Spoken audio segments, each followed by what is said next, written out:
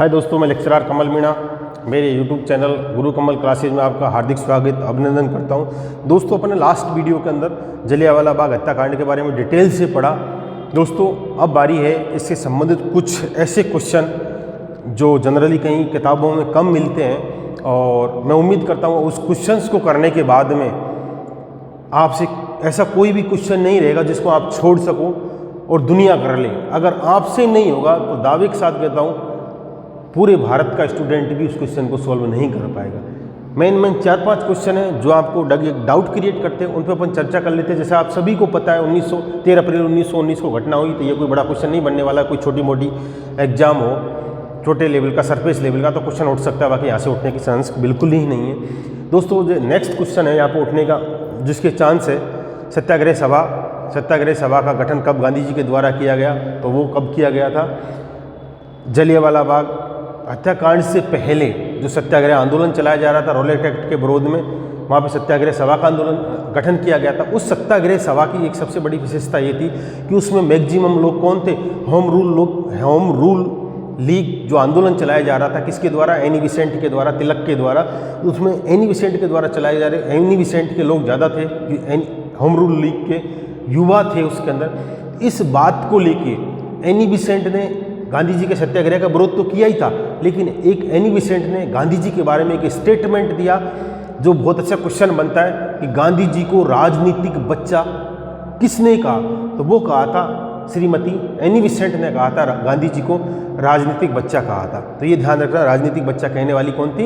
Annie Besant थी। ठीक है दोस्तों, नेक्स्ट जो एक क्वेश्चन बनता है जो डाउट क्रिएट करता है, बार बार इसको पढ़ाए जाते हैं किताबों में, ऐसा रिदिम में लिख दिया जाता है कि आपको लगता है कि शायद ये क्वेश्चन एक पूछा जाता है जो हंटर कमीशन बैठाया गया था उसमें पूछा जाएगा। क्वेश्चन बनेगा कि हंटर कमीशन के अंदर, मैंने आपको बता दिया था पहले हंटर कमीशन 2 थे, एक शिक्षा के ऊपर 82-83 में 1882-83 में बैठाया गया, और एक दूसरा बैठाया गया था 1919 में जलियांवाला बाग हत्याकांड होने के बाद अक्टूबर 1919 में। उस हंटर कमीशन के बारे में ये पूछा जाएगा कि उस हंटर कमीशन में निम्नांकित में से कौन भारतीय थे या नहीं थे? तो 3 भारतीय थे, कुल मिलाकर 8 सदस्य थे, 8 में से 3 भारतीय थे। तो 3 भारतीयों का नाम याद रखना बहुत जरूरी है, बहुत अच्छा क्वेश्चन बनता है। तो वो 3 भारतीय कौन कौन थे? पहला है जगत नारायण। कौन था? जगत नारायण। दूसरा है हंटर कमीशन में चिमनलाल सीतलवाड़। जगत नारायण, चिमनलाल सीतलवाड़। और तीसरा है साहबजादा अहमद सुल्तान। वापस सुन लो, चिमनलाल सीतलवाड़ पहला, दूसरा जगत नारायण, तीसरा साहबजादा अहमद सुल्तान। तो ये 3 आदमी हैं जो उस के अंतर्गत 3 भारतीय थे जो कि हंटर कमीशन में थे। बाकी एक सवाल यहाँ से भी बनता है, जो कांग्रेस के द्वारा जो मदन मोहन मालवीय समिति बनाई गई थी जलियांवाला बाग हत्याकांड करने के लिए, हत्याकांड हुआ था उसकी जांच करने के लिए जो कमेटी बनाई गई थी मदन मोहन मालवीय की अध्यक्षता में, उसमें कौन कौन लोग थे? तो उसका भी आप याद रखना। उसमें जो बड़े बड़े लोग थे उसमें CR दास, जब मोतीलाल नेहरू, महात्मा गांधी और MR जेकर, ये 4 बड़े बड़े लोग थे। इनमें से पूछा जा सकता है कि निम्नांकित में से मदन मोहन मालवीय समिति में कौन नहीं था? 3 नाम ऐसे दे देंगे जो थे, 1 नाम ऐसा दे देगा जो नहीं था।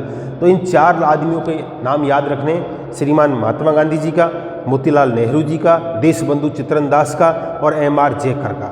ठीक है, एक क्वेश्चन यहाँ से बनने की प्रबल संभावना रहती है। अब दोस्तों, नेक्स्ट जो क्वेश्चन बनने की जहाँ से प्रबल संभावना है वो बता दूं आपको। ये बड़ा ही हॉट क्वेश्चन है और मैंने भी स्टूडेंट से पूछा गया, कई स्टूडेंट से, और काफ़ी बार हमने भी गलत किया है। इसको पूछा जाता है जलियांवाला बाग हत्याकांड के बाद में जो भारतीय नेताओं के द्वारा क्या क्या एक्शन लिए गए थे। उन एक्शन में सबसे बड़ा जो नाम आता है वो है रविंद्रनाथ टैगोर का।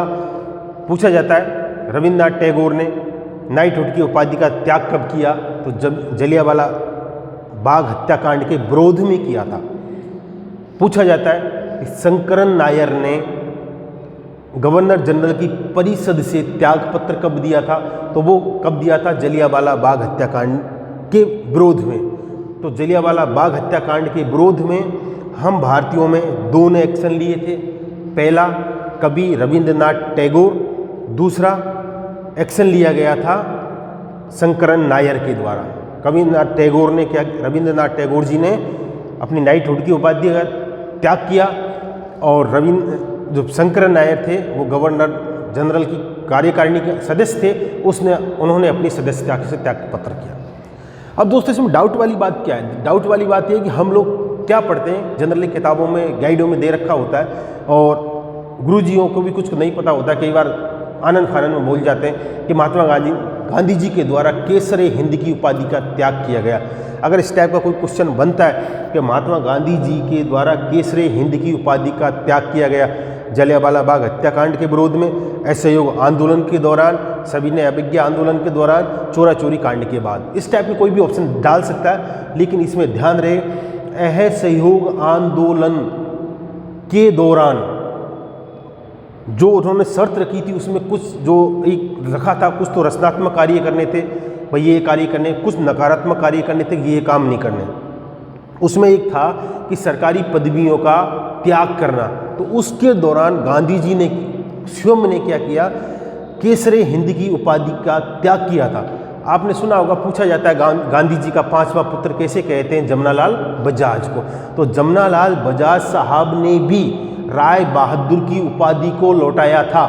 तो सवाल दो हैं, असहयोग आंदोलन से संबंधित है। असहयोग आंदोलन के बाद में जो एक्शन लिए गए, इस आंदोलन को मोटिवेट करने के लिए, इस आंदोलन के विरोध, मतलब इस आंदोलन को सकारात्मकता के लिए कि ताकि लोग इससे ज़्यादा से ज़्यादा जुड़ें, तो वो गांधी जी के द्वारा क्या किया गया, केसर हिंद की उपाधि को त्याग किया गया था। और जो गांधी जी के पांचवें पुत्र थे उनके द्वारा क्या किया गया था, जमनालाल बजाज के द्वारा भी राय बहादुर की उपाधि का त्याग किया गया था। तो दोस्तों ये मोटे मोटे से क्वेश्चन यहाँ से उठते हैं। मैं ज़्यादा लंबा नहीं खींचूंगा वीडियो को, आप देखते रहें, कंटिन्यूअस रहें, बने रहें मेरे साथ। मैं आपको अच्छी अच्छी चीज़ें बताता रहूँगा। और जय हिंद, जय भारत।